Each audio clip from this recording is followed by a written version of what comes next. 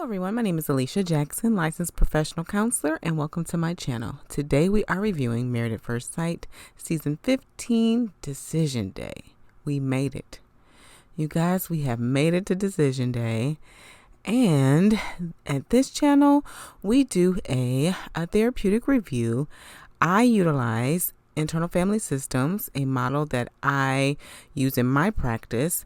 I also use to give us a better understanding of really what is being activated in us or in these couples to help us to understand these couples a little bit better and even ourselves, to get a little curious, lean into our curiosity, and grow from there. If you are returning, welcome back. Please like the video and subscribe to the channel. Now let's get into it. First, we have Stasha and Nate. Well, Nate used a term, executive Stasha, and it really names the part of her, right, that is demanding, wants to feel in control and be in control. And that is the part of her that he has had a hard time dealing with and grappling with through their marriage. Stasha felt that Nate's anger and how he expressed himself in a very disrespectful way to her was a really big barrier in their marriage and causing her to have a lot of thought. And she really felt like she was teetering and tottering on saying yes or no. The two biggest fears that they had was Nate didn't want to continue to be proving himself to Stasha, especially since he felt that executive Stasha, that part of her, had so many demands and that nothing he was going to do would be good enough for her. And Stasha, her biggest fear was that she just did not want to be in a loveless marriage. And Dr. Pepper asked Stasha, what issues do you have? And she wrote out a list. I have a list. And there were so many things on this list.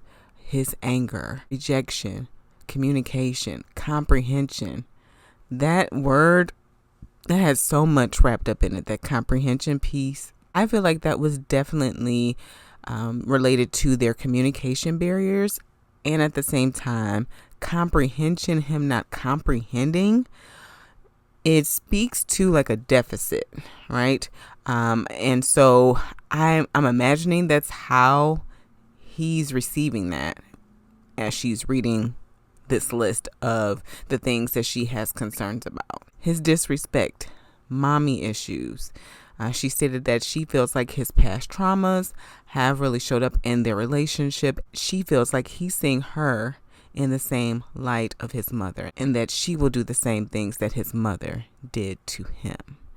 And she's saying, hey, I feel like you're not really taking an account of me and everything that I bring to the table and who I am. Like I'm ready for becoming a wife and a mother. And yes, there's probably a logical part of Nate that knows that, right? Knows that to be true. And there's also a part of him that is deathly afraid of trusting Stasha, of committing to Stasha. And that is the work that he will have to spend some time with, right? That part of Nate that is younger and has questions and concerns and worries about being abandoned, being left, right? He's projecting it and saying, oh my goodness, I don't feel like you're going to be ready to be a mother and you're going to leave our child. But really, he is concerned about him being left and abandoned. And so that is where Nate's work is to be done. Nate did pipe up and, he took accountability for his stuff. And he said, I'm not the only one who has work to do. Stasha also has work to do, as she can be condescending and she can be cold. And this leads to why we have some battles. And also, Stasha has a part of her that really wants to feel, keyword, feel in control. She's trying to control this relationship also from a space where there's a part of her that has some fears. And so feeling in control in this relationship protects her, right? So being this independent woman who's saying, yes, you can move into my house, right? It protects her. It protects her in a way of like, hey, if someone leaves me, I won't be so dependent on him, right? I won't be so dependent on him and rely on him to the point where I am so devastated, right? So this controlling part of Stasha that wants to manage this relationship and make it be what she wants it to be, that part has some work to do as well. Pastor Kyle stated that what Nate is talking about is communication, and most marriages, pretty much all marriages, struggle in the area of communication. And again, he is talking about intent versus impact, and that's something we've talked about the last few videos, but that's a very key part to communication in a relationship, any relationship, but specifically marriage, because the vulnerability is so high. It's a risky, vulnerable place, marriage. And so the communication can sometimes get to a place where the person doesn't understand what the other person is communicating. That's what Stasha's talking about with that word comprehend, right? He doesn't comprehend what I'm saying. And it's not that he doesn't comprehend what she's saying. It's that the impact of what she's saying is activating him, like a place inside of him that he still has to explore and kind of learn a little bit more about himself. And that prevents him from hearing her, the intent of what she's saying. And so that's the growth area. That's the growth area. And most couples have this as an area of growth. Nate stated that he is grateful for Stasha, and he said that sometimes he can be a bit insecure, but for the most part, he knows that she is the one for him. And Stasha stated that they have a lot of great time together and that it's easy. Their connection is easy and it flows. That he's driven and he doesn't give up and he fights for what he wants and his goals in life. And that he also has a beautiful heart and is a good person. Nate went first and said that he really weighed the pros and the cons and felt that the pros outweighed the cons and said yes. And Stasha said she was really in a place where she was teetering and tottering, and it really felt like she was about to say no. I was a little nervous. I was like, oh no. Okay, Stasha. But she did say yes and say that even though there's parts of her that are concerned about the work that Nate has to do, that she is committed to the marriage and says yes. And Nate said something really beautiful. He said, single Nate, he was a quitter, but the married Nate is not. And that sums up marriage. It truly does. Because there is a part, right? There's a part that's saying, hey, we don't have to deal with this. We can leave. And it takes work. It takes work to stick and stay. And it also takes work to know when it's time to part ways if that's necessary. It's all work. It's all work. For Stasha and Nate, my hope is that they both continue to work on their communication, again, to hear the intent of what the person is saying and take care of themselves. Be attentive and aware of the parts of them that are showing up to defend themselves and are showing up in this relationship, and get curious about them. Nate has some work to do to get to know himself a little better, do some self-discovery to fully understand and build that relationship with himself so that he will trust himself enough to be vulnerable with Stasha. Stasha. My hope is that she will get a little curious, right? Get a little curious about the part of her that wants to feel in control, wants to be in control. What does she fear will happen if she relinquishes perceived control in this relationship? What does she fear will happen if she allows Nate to follow his own pace, to still do the work, but at his own pace? What does she fear will happen if she allows Nate to have a voice a voice in this relationship. He is very much a part of this marriage as she is. And so his voice has to be heard too. His voice needs to be heard too. And his work that he's doing, even though it's not as fast as her, it's still steady, and he's showing proof, right? She has to allow him. She has to allow him time if she's open for it, right? If she's open for it and she said that she is committed to the process, to allow him to get to his space and his time, or for her to determine how much time she's going to give him. That can also be a part of this process, also can be a part of the conversation.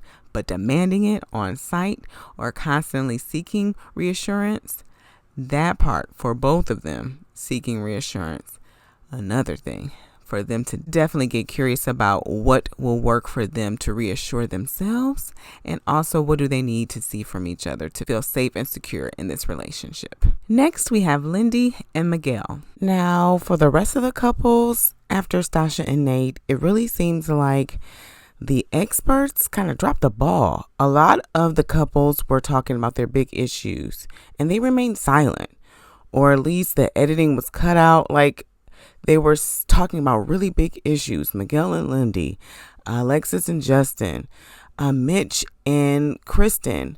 It seems like because the experts played a role, right? Because they played a role in picking the couples, picking each other. They almost played like a mother and father role for these couples. Like they're trying to nurture their relationship and convince them to stay together, instead of taking the role of what a marriage counselor or a family counselor would do and just navigate and nurture the relationship in itself and really do what's best for the health of the relationship. That seemed to be missing, like exploring their concerns further and really getting to what was happening in their relationship so that if they do stay together, they can work on it. Or if they choose to part ways, they can also work on the things that happened in this relationship, that happened and showed up in this relationship, and those things need to be addressed. Lindy stated that Miguel makes her feel all warm and fuzzy inside, and he's hilarious. He's hilarious. She loves his gentle nature, and also she stated that his kind of skeptical nature can put her on the edge at times and make her feel rejected and like she's uncertain about where he is in their relationship.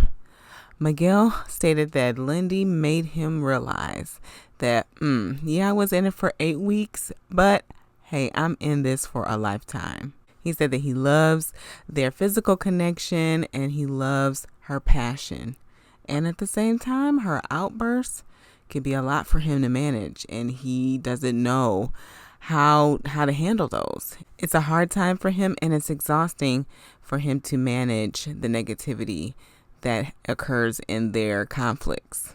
Lindy stated that she feels that Miguel's past traumas, or past demons as she called it, are concerns for her, are true concerns for her, and she feels that there's still things that Miguel has to work through. And Miguel said, hey, I do have past trauma, and I've done some work, and it's a continuous work, and it is a continuous work, and it's also an area of growth for Lindy as well. Both of them have some areas of growth, as both of them do have parts of them that become very activated and respond in ways that sometimes does not communicate from a space of vulnerability. Lindy, there are parts of her that request demands, even though she feels that Miguel is controlling. And so Miguel has parts of him that put up walls at times, that shut out. And so they both have to lean in and get a little curious about these parts of them. They're both reactive. And Lindy still has this part of her that believes that Miguel is supposed to endure her outbursts. That's the sense that I get. That's something that she has to get curious about, right? If he has concerns about it, she feels like, again, that's controlling her. I'm curious if she could take accountability for how she's showing up and get curious about what happens inside of her when she gets angry, when she demands things from him, and grow to take care of herself in a way that helps to nurture the relationship, right? Dr. Pepper asked how they are working with these explosions or blow-ups. And Miguel said, he's going to hold space for Lindy instead of getting defensive and sensitive. And then this part of him jumped in and said, but I really have to say that there is something that happens inside of me. There's work on both ends. When she becomes escalated, that's also something for Miguel to get curious about. He's aware of it now. And so it's something for him to get curious about. There's work on both ends. Lindy stated that she has nothing but respect for Miguel. And at the same time, when they do have conflict and when she needs him the most and he rejects her, it's painful. It's very painful for her to deal with. And at the same time, she has seen some vulnerable spaces in him, and it's made her love him even more. And she said yes to stay married to Miguel. Miguel wrote this beautiful, absolutely beautiful poem for Lindy and said, of course, yes to stay married to Lindy. He said he was inspired by her. He said he was hooked on her.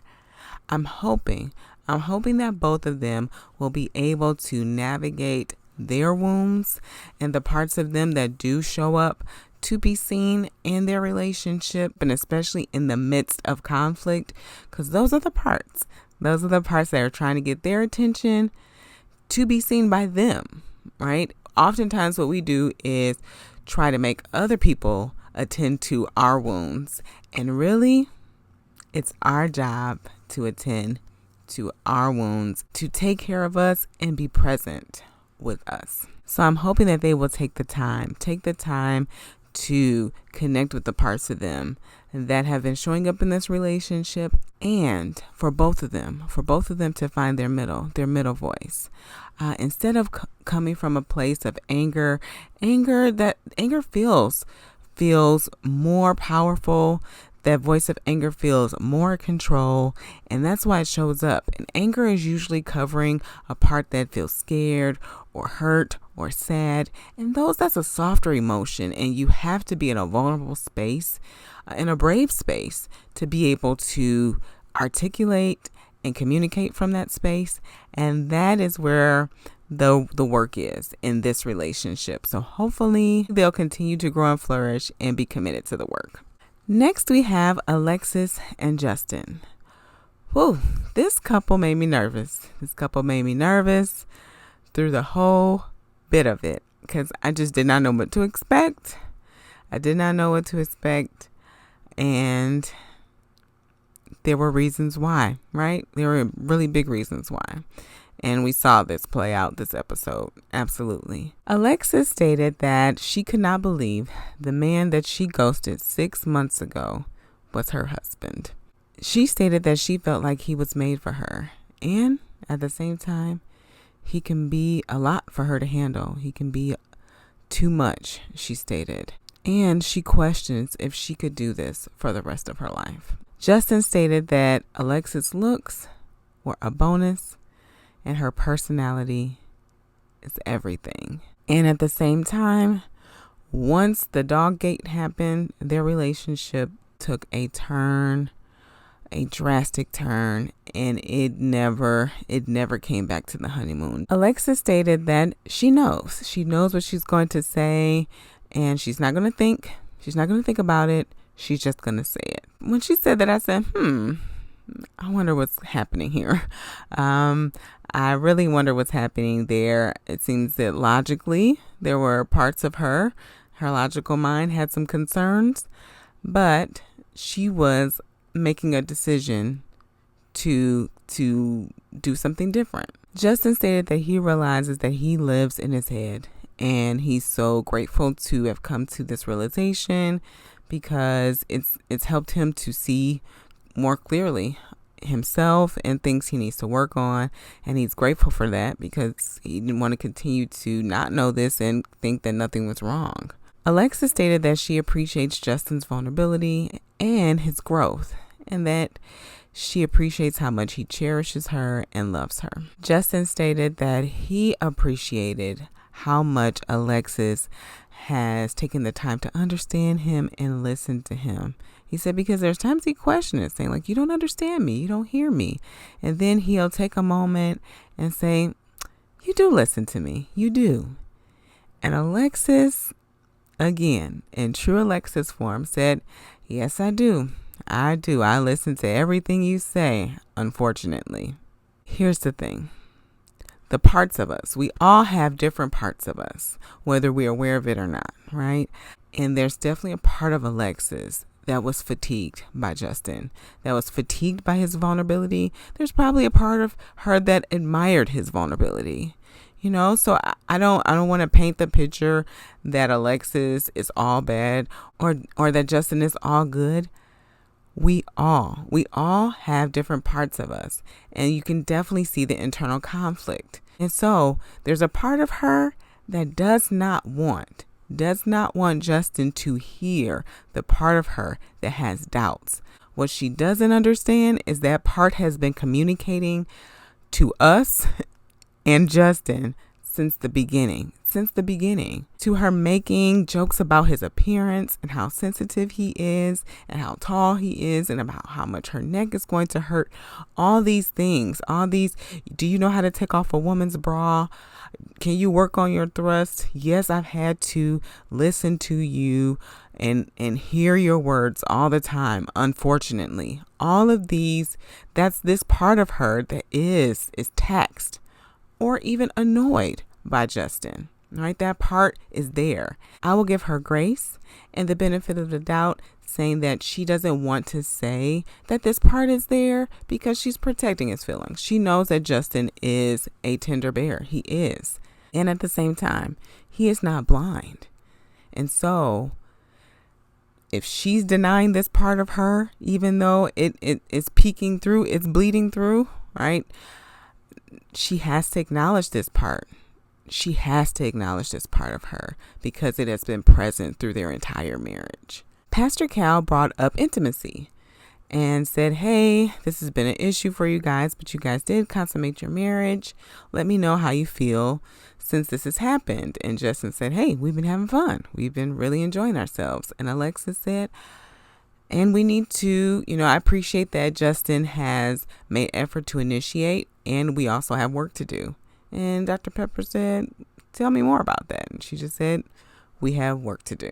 Dr. Pepper did say, hey, this is not uncommon. And it can be something that you use to learn in a marriage. And it is intimacy and learning each other's bodies.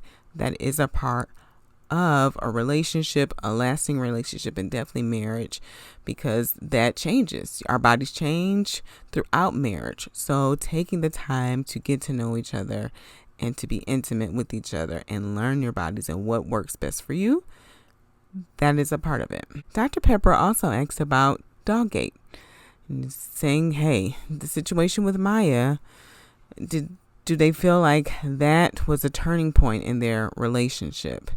And Justin said, yeah, it was a lot. And I felt like me giving my dog away, that meant for me that we were going to stay committed. And Alexis said she disagreed.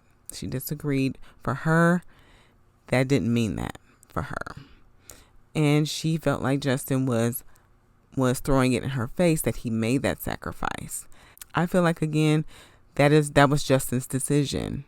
And Justin needed to be more honest with himself, too, about making that decision and if that sacrifice was going to be too much for him.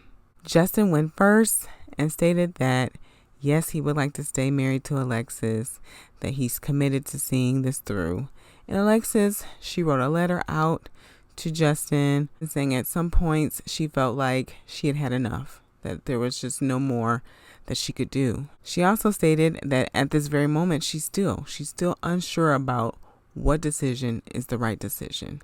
And at the same time, she's choosing to stay. She's choosing to say yes to time. Not yes to stay married for as long as we both shall live, but just to say yes to more time. Dr. Pepper and Pastor Cal both shared how proud they were of them. And of course, they did their toast. After everyone else had their decision day, they had further conversation. Then Alexis stated that, hey, I'm going to need some time to process all of this. And I don't know what that meant for her. If it meant that after saying yes, I just need to know what it feels like, me saying yes to this, like what this feels like internally, to sit with it, to see how I feel about it, because she was feeling unsure. And I do believe that her saying that brought up uncertainty for Justin, saying, oh, he's like, okay, so what does this yes mean exactly? Right? What is saying yes to time mean? What does this yes mean? And she's like, I'm still in this. I'm committed. As Justin said, hey, my biggest fear is that you're going to quit on me. And she said, well, can we use a different word? Because if I've given my all, if I've given everything that I've had and it doesn't work out, does that mean that I quit? Or does that mean that it just wasn't meant to be? And Justin was saying, well, I feel like we need time. We need time to see this through, at least a year. That was the length of time that he was throwing out there. I believe there's a part of Justin that knows that Alexis doesn't fully want to be in this relationship. I also believe that Alexis knows that 12 months, she won't be able to commit to that, right? And she also doesn't want to be viewed as a quitter. There's a part of her, right, that wants to prove herself wrong, doesn't want to be a runner. And at the same time, it's a reality, right? It's a reality. And sometimes their conflicts and their arguments are often Justin saying, just tell me the truth, right? That's what it is. Just tell me the truth, Alexis. Tell me. Instead, he asks questions, right? And then Alexis comes from this logical place, this intellectual part of her, this thinker part that separates and gives space from her feelings. That isn't truly being honest. With Justin. And so as they are having their get together at the end of the episode, and they are talking with the couples, and all the couples are saying what they said on decision day, and Alexis and Justin are combing through their stuff, and Alexis and Justin again come to a space where they're having the same conversation. Justin saying, hey, just be honest with me. That's what's under there. Just be honest with me. Just tell me you don't want to be with me. That's what I want you to do. And Alexis struggling. And then in the moment, that honest part of her came out like it always does and said, I'm done. I will give Alexis credit that she later apologized for making that snap judgment, and she apologized for hurting his feelings. I'll give her credit for that, and even saying that she feels like she also has some work to do. Also, I want her to even become aware of if she was truly being honest with herself and Justin throughout this relationship, because it was so apparent that she was denying a big part of herself and not really acknowledging that it was there, because it was there.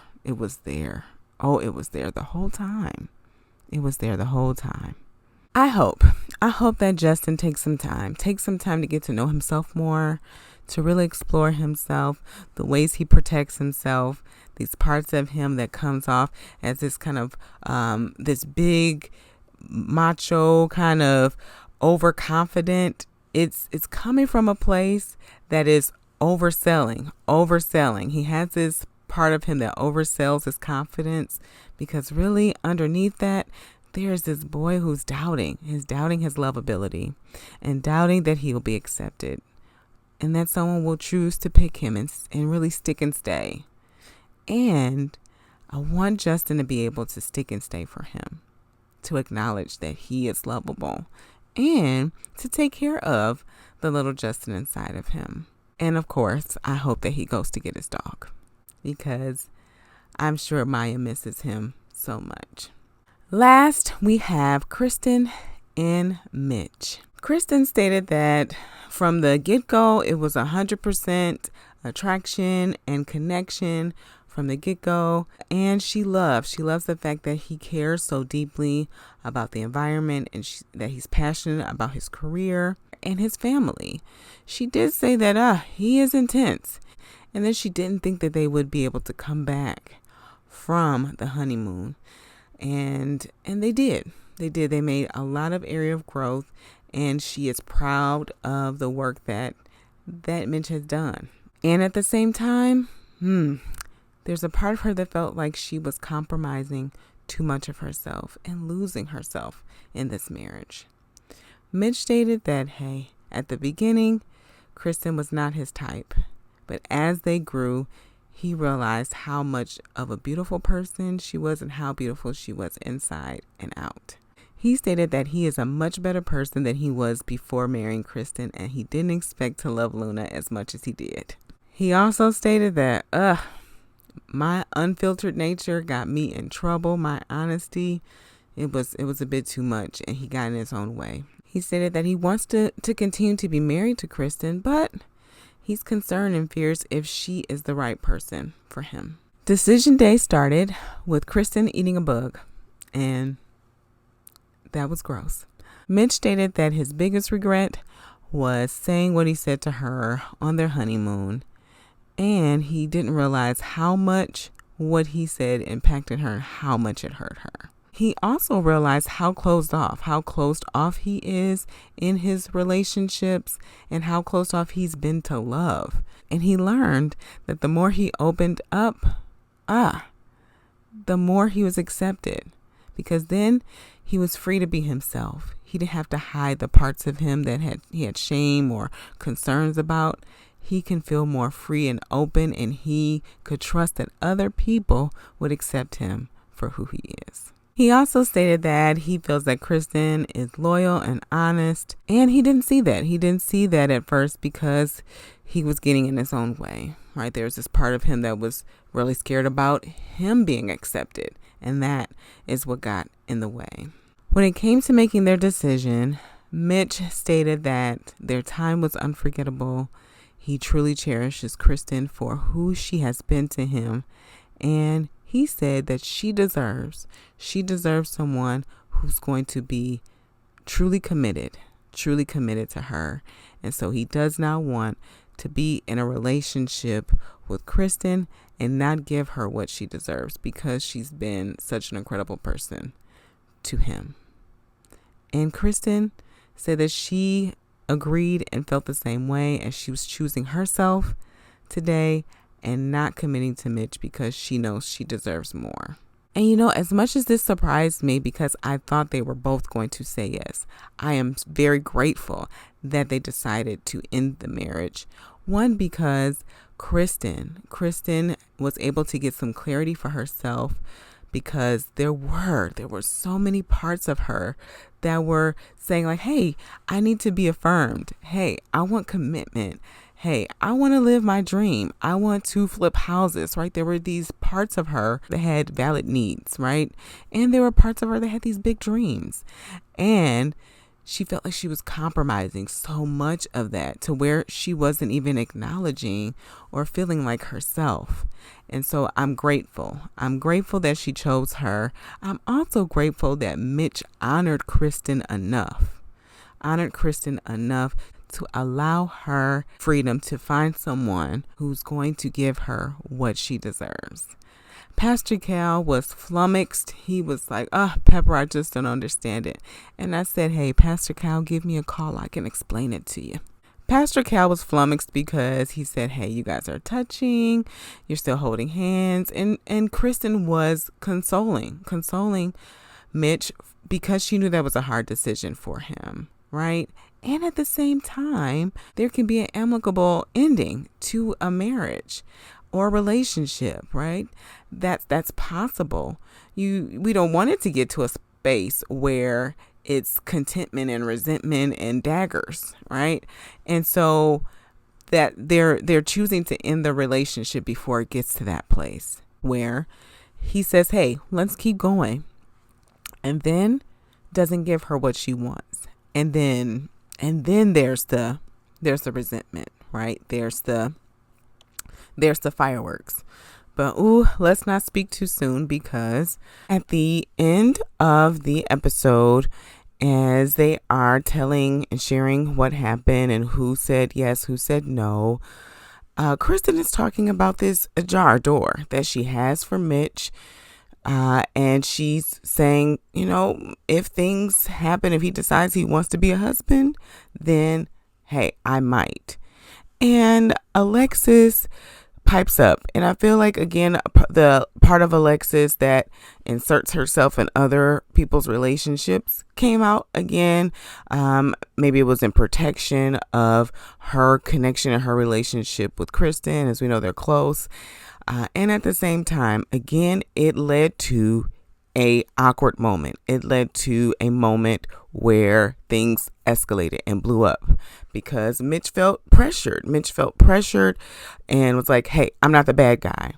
And I believe there's a part of him, right, that's carrying some shame about how he conducted himself through this process, how he treated Kristen.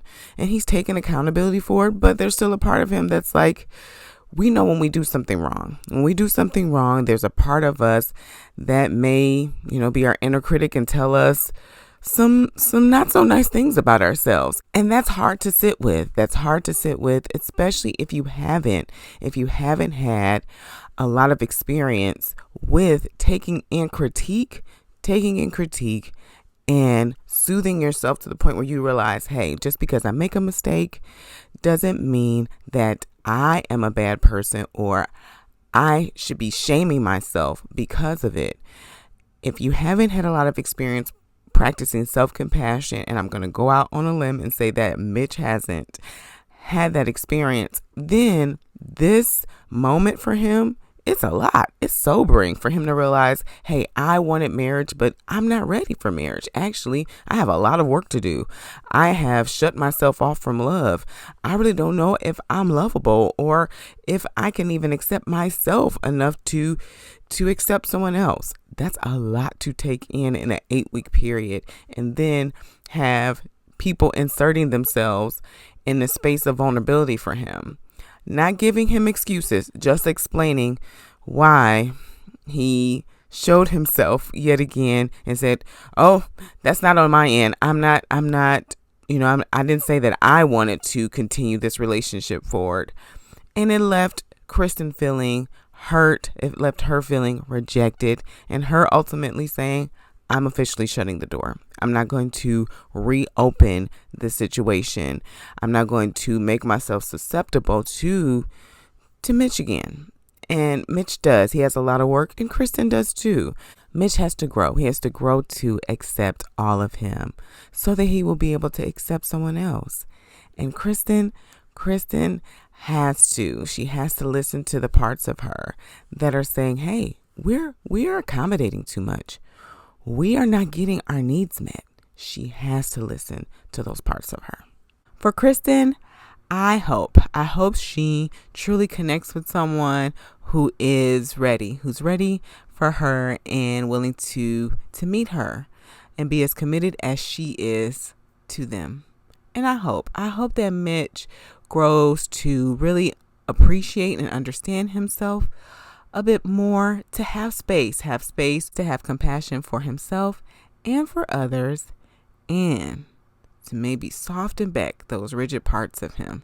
Soften back those parts of him that are saying, I don't want to change, but you have to change everything you are to meet my standards. Mitch, we got some work to do. So let me know. Let me know your thoughts about how decision day went for you. Did it go how you thought it was going to go? How do you feel about these results?